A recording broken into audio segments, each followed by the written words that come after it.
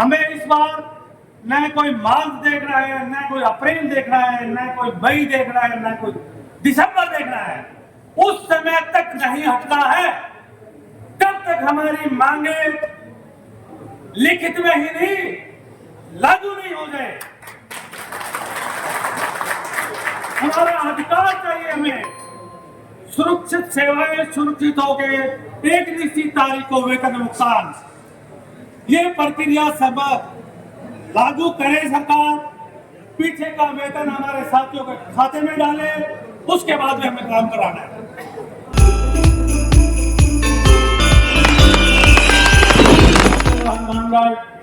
उस समय से हम हैं जिसमें दोनों जिले एक हुआ करते थे।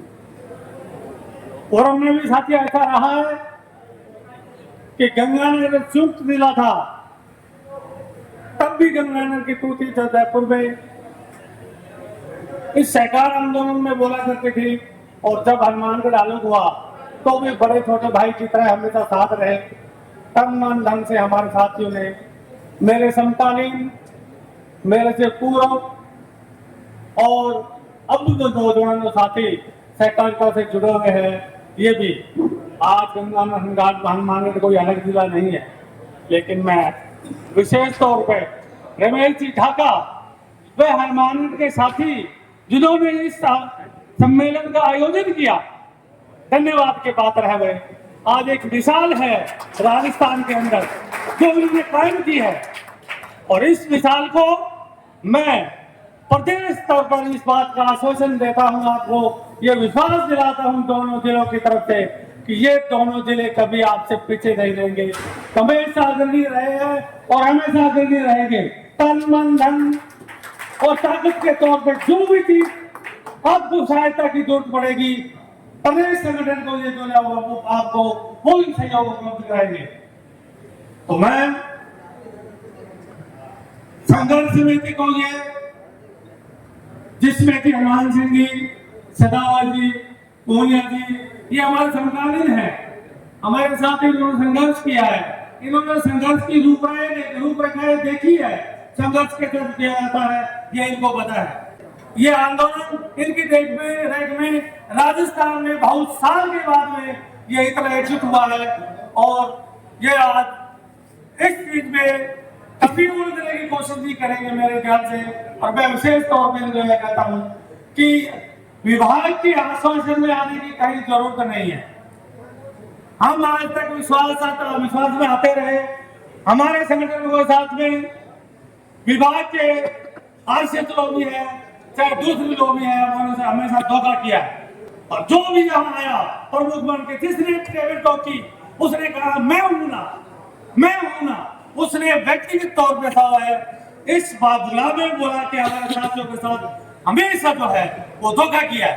लेकिन मैं आपसे साथियों ये निवेदन करना चाहता हूं, आश्वासन दे आपको से ये चाहता हूं कि आप इस चर्च को आश्वासन दे कि चाहे सरकार, चाहे आरएसएस लॉबी कुछ भी कहे, लेकिन एक तो जो इनकी 31 मार्च की जो रूपरेखाएं तैयार करके ये लोगों को गुमराह करते हैं, हमारे कुछ साथियों को जो गुमराह करके इनसे सहयोग लेते हैं,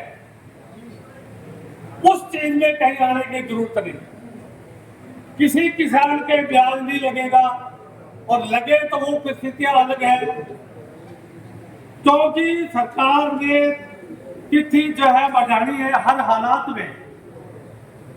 हमारे ऊपर 31 मार्च का दबाव डलवा के हमारे साथियों को तोड़ के ये अपने टारगेट पूरे करते हैं।